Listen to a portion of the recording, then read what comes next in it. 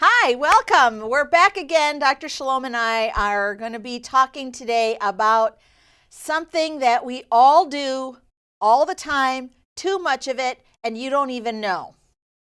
Standing. Standing? We never do enough standing, that's for sure. The problem is sitting, as it turns out. And then what do we do to stop sitting? They're telling us today that sitting is the new smoking. That's been going around for a little while now. I started my first podcast in 2013, and we were talking about sitting as the new smoking back then. So here we are at almost 10 years, and some people are still like, what? They don't know the detrimental effects of sitting. And we're going to talk today about how to sit, why to sit, when to sit, and what to do in between sitting so that you optimize your health to the most, to the top ability. Yeah. And now from, even when we were at work, it was easier to stand and move around and talk, chat with friends and stuff. But now it's not like that. A lot of people are working from home, and it's become a necessity to sit for long periods of time. And in order to finish the work on our screen, we need to sit down. And how many people actually use things like the standing desk, and it's hard to come by. I've heard people having a hard time having it approved for them. So, our society doesn't make it easy for us to do that. To do something as outrageous as standing while you're working. I know even when we're doing our assessments and our appointments virtually, because we see patients from across the country, I have to sit in front of that screen for the whole day, and I'm just sitting. And sometimes I switch out my chair. I mean, that's like the absolute minimum that you can do in a day if you have to be sitting. The stand-up desks are awesome, and we just need to move around more. There's some things that we can do, for instance, getting up and walking. So the walking story comes in where they want us to use 10,000 steps in a day or be that level of activity. So that's supposed to be about 3 miles worth of steps. And doing some research for a project a while back, I discovered that that's a fake number, that that there was no research behind it. And it was just a thing of the company that invented pedometers. So that's where the 10,000 steps comes in. So how bad is it to really sit? So I also found some research about sitting that shows that, when I showed you this slide earlier today, you were like, what? Yeah. That you have an increased mortality, so an increased death rate of all cases, all reasons to die, of 50%. Yeah, that's a big number. That's really big, right? So what are you going to do, 10,000 steps or sit and die? I don't know. What's it going to be? You choose. So what I was looking at that, and I was like, who has time to walk 10,000 steps? I get up. I'm terrible. I get up in the morning. I walk around the house to get breakfast and to get out the door. And now we have a dog, so now I throw the ball a little bit outside. And then I come back in. I go to the garage, get in my car, drive over to the office. I park far away at the office, which, if you know, our parking lot isn't saying much. I get maybe an extra 10 steps back and forth to my car, and then I drive home to the garage, and then I'm back in the house again, and I'm sitting around, eating dinner and watching TV or whatever. So what I did was I really kind of took a deeper dive into how to recover from all of this sitting, and do you really need to have 10,000 steps? So if we can see that next little picture here that I brought, this study here looked at a lot of people, over 16,000 people in an upper age group, shall we say. And they found that you only really needed to walk about 7,400 steps. So that's it's not as much as 10,000, but it still sounds like a lot. Yeah. And they also found that 4,000 steps was almost as good as walking the 7,000 steps. So any steps. amount of exercise, any number of steps, if you can just walk an extra car length here and there during the day, that can really add up. And we at home, we kind of, with the girls, we kind of do the dancing. They like to dance. Oh, so you have dance breaks walking, like on Grey's Anatomy? Yeah. Walking is kind of boring, as the girls say. But that's boring. Who does walking? Yeah. But any movement, I know we have specific examples of the walking, because sometimes it's easy to just put a tracker on and just walk. But for some families, you can make it fun, like with little kids when it's really snowing and stuff outside, we just put on music and dance around. And that also gives you the steps, and that also gives you the activity that you need.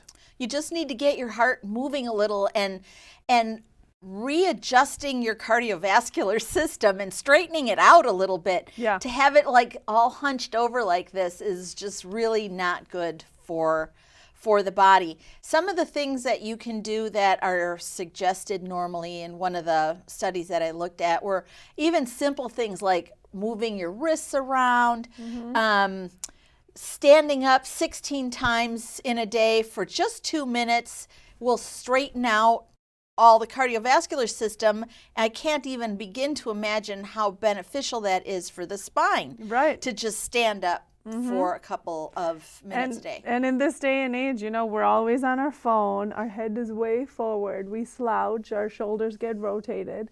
And when you look at the spine, when you take x-rays, our neck is supposed to be on top of our shoulder, but it's way out here. And instead of having that nice C-shaped curve in our neck, which means the C-shaped curve just means that you have enough space for the nerves to get out and do their thing. But when you end up having a military neck, so it's straight instead of curved, then you put stress on those nerves that, for example, go to your eyes, ears, nose, throat, your heart, your lungs, and all your muscles get tight because they're being stretched. And most of the time people come as saying, oh, I have the stitch in my side or my back. It's not like real back, but like the muscles in the back hurt. And the first thing I ask is, well, how long are you sitting working? Oh, like 8-9 hours a day. That's all. That's a lot. That's a lot. Plus, we don't know what kind of, if they're ergonomically correct. And most of the time they end up having carpal tunnel from like holding the mouse. Like most of these people are like software engineers, IT people that need to be on the computer.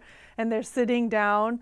Sitting down for a long time can also cause sciatic pain. Oh, they're shooting that's pain. That's a bad one, yeah. Yeah, because foot is not, centered, and sitting wonky, like putting more pressure on one side than the other.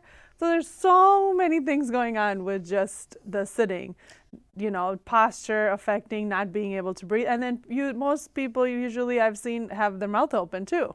And I know you can talk a lot about that. Oh my gosh, the mouth open posture is really huge. I want to say too, before we get into that, is one of the dentists that I worked for early in my career had a lot of back problems. And we all sit on these little round discs that are just, on wheels, and these roll around. And finally his chiropractor or his doctor was like, what's in your back pocket? He had a wallet that was this thick. So he was sitting, like wonky, this. Yeah. He was sitting wonky all day long. And then the other thing is the mouth breathing. If you close your mouth, you're automatically going to get your head back a little bit. And if you have your tongue up onto the roof of your mouth the best you can, you're optimizing your airway. And then you can put your head back a little further. Walking with your head forward, if that's the posture that you're getting 8 hours a day because you're on the computer, is a fall risk for people in the upper ages. Because now we have if your head is like 3 inches forward, how much weight does that put on? Oh, it's like 40 pounds. Yeah. And so you're pulled forward and you're always looking down because God forbid you should trip on a leaf. And then it just self-perpetuates. Your balance gets off because your center of gravity is off. Exactly. Yeah. Well, you probably know that way better like than being I do. Pregnant. Yes. In a weird way, because at least in pregnancy you're down here in the middle. This thing is just pulling, and babies don't weigh 40. Right. God forbid. Oh my God, that would be horrible. Little elephant babies, 40 or more pounds. So let's bring up that next little picture there and talk about some other little ways to kind of get your heart rate up and move a little bit. And using the stairs. So in Madison, it's pretty easy to use the stairs. We don't have a lot of really tall buildings. Mm-hmm. And using the stairs with your mouth closed is optimal. Mm-hmm. That's respiratory fitness, that you can move and do whatever you need to do while your mouth is closed. Mm-hmm. So just kind of keep that in mind. Break up your chores, get on the bus, get off the bus, stop early, get on the bus, stop early, so that you can use your muscles during the rest of the day. Just break things up a little bit. Mm-hmm. And even take breaks while you're sitting doing at work. I usually say every 2 hours. Yeah. Even when someone says, oh, I have a 6-hour drive ahead and I just drive straight. Well, you're not going to enjoy, after that 6 hours, you're not going to be able to enjoy your time there. You kind of unfold when you get out of the car. You're like, okay, one leg, and okay, the next leg, and then, yeah. You know? And you're already kind of off sitting too, because, you know, the left leg is usually relaxed. Yes. And you're going back and forth with them. So you're already wonky. And imagine that wonkiness for like 6 hours, 8 hours. I didn't even think about driving. And then your arms are like this. Yeah. And that's putting a lot of pressure on your neck again. Right. It's so crazy. And I've seen some people that have told me that they're too tall for their car. So like a 6-foot person in a sedan. Uh-huh. And so they're hunched over like this in order to just see the speedometer or something like that. And imagine that stress on you're like you were saying, the center of gravity, although you're sitting, but you're way over here and you have to compensate all that in your back. And that has a big toll too. Exactly. And then the mouth closed part and the respiratory fitness part is where when you do your standing and when you are sitting, to have your mouth closed like every single animal on the planet. All animals breathe through their nose. All mammals breathe through their nose except for dogs and one other weird kind of an animal because dogs breathe with their mouth open when they're running because they sweat through their tongue. Mm-hmm. That's why they have their mouth open. But we really can be more active with our mouth closed, and that closed mouth breathing really impacts your entire cardiovascular system because of the nitric oxide that's built up in your nose. Mm-hmm. So sitting, one of the consequences of sitting is high blood pressure. Mm. And breathing through your nose decreases the blood pressure because of one little molecule called nitric oxide that's made in the nose. And I think we have a little picture of that. And that is a really good gas. Oh, breathe through your nose all day. You don't have to breathe like a bull. It's okay. You just have to just use your nose and just breathe. But the nitric oxide that's made in your sinuses will relax the blood vessels. You make nitric oxide throughout your body in various stages in various parts of your body, and then that relaxes it relaxes all of the blood vessels, particularly for Alzheimer's patients, Parkinson's patients, everybody that has a little bit of a brain thing happening. This is the place where you're going to get the most nitric oxide because it's so close to the brain. It relaxes all of the muscles around the blood vessels throughout your body, and that's how you get high blood pressure, is when these muscles are cramped, right? So the blood vessels are constricted, right? Exactly. Yeah. They're constricted or cramped. One way or the other, it's a problem. So keeping your mouth closed and then using the nitric oxide that you're making in your sinuses. And there are ways to increase your nitric oxide in your sinuses and increase your happiness level. Ta-da! Why wouldn't you want to do both? And that is by humming. So if you have your mouth closed and you hum in the lower tones, you can increase your nitric oxide pretty dramatically just by this simple little thing. You don't have to hum a note. You can hum a whole song. Look at like that, see? Just humming can really help bring you closer to health. So this nitric oxide is kind of body's natural way of fighting off things that we are exposed to. Exactly. Right? Okay. Yep. In the sinuses, that's a really good point because it kills the bacteria that's in the air, kills the virus that's in the air. Every little something that flies into your nose while you're breathing will be killed by this nitric oxide. So increasing the nitric oxide in the sinuses is a really good health tool that is free. And by mouth breathing, we're subsiding the production of nitric oxide, right? Oh, yeah. So we're not bypassing. helping ourselves anyway. No. Yeah. No, and that's where you're going to get your big tonsils. You're going to get your jaw joint problem because the jaw joint, the jaw joint here is not meant to be like this all the time. And I'm sure as a chiropractor, you get a lot of patients that are like, oh, my jaw is so sore. And, how hard is it to say, do you breathe with your mouth closed? We don't notice it usually, but I've been more, asking people how they breathe and is it easy to nose breathe, or that can be a sign they need to see you, and do you have your mouth open at night, that kind of thing. And it just takes a little bit of practice to get that sync, to have your mouth closed. You were talking earlier about how you're checking people's diaphragm now and seeing if they're breathing, their belly breathing. And a lot of people are really surprised to learn that their diaphragm's not moving. And when we're talking about sitting, this is another really big piece, right? Because the diaphragm doesn't have as much room to squeeze down when you're sitting. So let's move across over here for just a minute and look at a couple of chairs and see how it's best to sit on different kind of chairs and what kind of chairs would be good options for long-term sitting.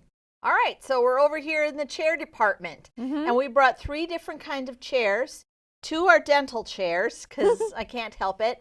And then one is, I don't know, kind of maybe a task chair, would you call it that? And it raises and lowers. So all of these chairs kind of raise and lowers.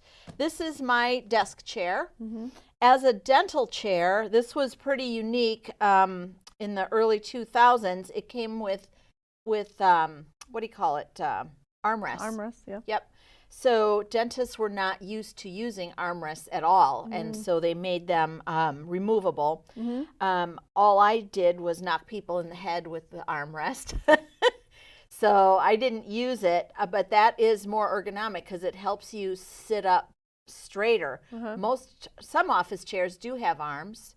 Philip's office chair has arms, and I don't know that he uses them or not. I have a desk that I'm very close to in order to have my video appointments. Yeah. So I feel like I don't really need the arms. Do you have a preference from a chiropractic postural standpoint? We talk about the 90-degree angle. So your arms should not be way too high or way too low. Yeah. It has to be in a comfortable 90 degrees. So you have that 90 degrees. And then when you're sitting too, from your lap to your leg, you have that 90 degrees. So sometimes your legs, like, we were talking earlier about your legs cutting off circulation with certain chairs. And I usually tell people to have a little stool underneath their desk and then to prop their leg up there. So then that gives good nerve flow and blood flow instead of constricting anything. So in dentistry, the angle of the waist, or whatever we want to call this angle here, has always been to be flat, and now we want the hips to be higher than the knees. Yeah. So that does take a little pressure off of the circulation of the legs. Is that kind of... Yeah, that's true. That's where we're going these days. So that's what this chair here, you can see if I turn it this way, has what they call a waterfall front. Oh. Who knew? I know this many chair terms.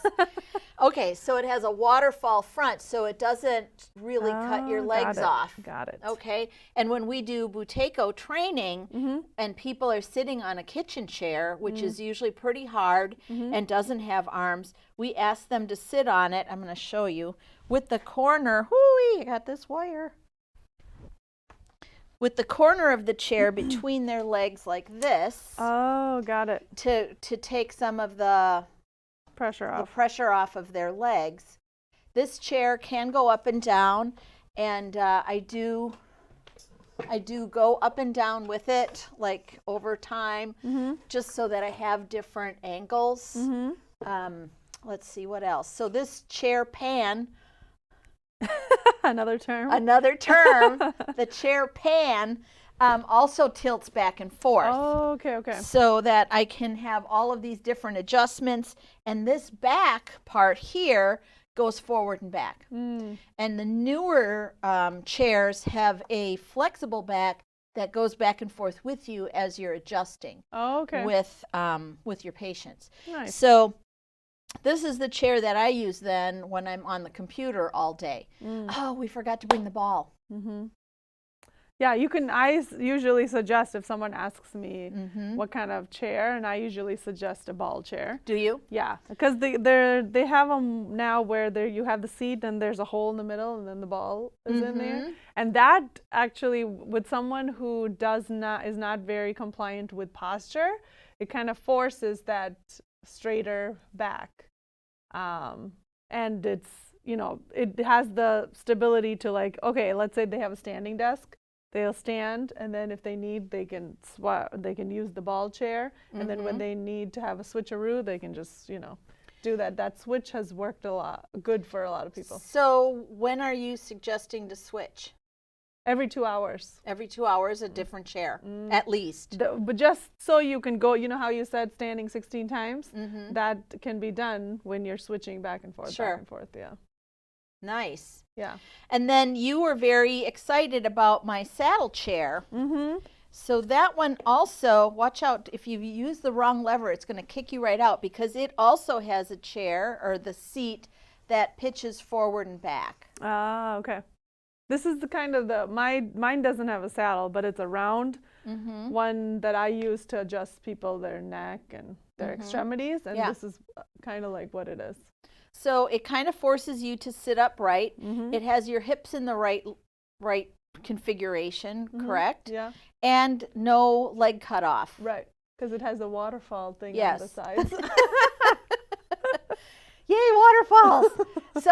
So that's really good. And this lever here, if you want to reach down to this one, not this one, go in farther. This one? Yeah, and that's the up and down one. Yeah. Yeah, I can't sit that low. Yeah. But so the ideal thing for this is to have pretty much just your tippy toes on the ground. When I'm taking my oral photographs, I'll use this chair because I have the patient or the client up on a really tall chair, taller than that one, I think, or maybe that high. And then sometimes I'm still too tall. And so squatting like this makes me very unstable, so I'll use that chair, or I'll swap it out, and maybe on Tuesdays I'll use this chair at my desk instead. Oh, okay. Yeah. Nice. I like this one, though. And then we have this task chair as we're wrapping up here.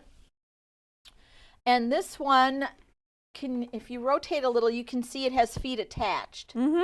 So, and this one does go way down. It goes all the way down. You probably have to lean way on it. Whoop. Goes all the way down to regular chair height. And just something like that, I think, can be really helpful. Although it is, a basic 90-degree angle. Yeah. And the hips are lower. Right. And it's kind of flatter on here. So those are just some options to optimize your sitting. And while you're doing that, you're working with your mouth closed. If you have trouble with your mouth closed, especially in mask season, you can use mouth tape. I think we did an episode with mouth taping, or we will, or something like that, because everybody seems to be talking about it these days. And it's really cool to work that way with your mouth closed. I can tell, like right now, I'm breathing a lot with my mouth open because I'm talking, and I still haven't disciplined myself to breathe in through my nose while I'm having a conversation. And I can feel the air hitting my tongue now, and it's like super uncomfortable. It feels like a soup burn, actually. Oh, okay. So that's I feel like that is a progressive little thing for me, that I have a little red flag that I'm like Right. sucking air through my pie hole instead of my nose. So that's where we're at. The ball chair, I think, is really cool. My ball chair doesn't have feet. Mm. And the other thing that I think is important for a chair that you're in a long time is that it has wheels. What do you think about wheels? Yeah, it's easier to move around. That's how mine is. Mm-hmm. So like when I'm going from one side to the next, I just You just spin scoot. yourself Yeah. over. Whee! All right, so we're coming up on the last few minutes here, and we're excited about bringing you other episodes as we're moving forward. We talked today about next time talking about sleep, and maybe having even 2 episodes about sleep. And we'd also like to talk about how we deal with our patients who are having long COVID or recovering from COVID and having respiratory problems. So we're going to be doing that over the next couple of weeks. Yeah, so I hope you learned a little bit about better sitting posture and what you can do during long times where you do need to sit. And, change happens a little bit at a time. So try to change little things. Try it for a week and then add something new, and then you will be on your way to better health and improving your health as well. And we'd love to support you in any way that we can as well. Super. See you next time.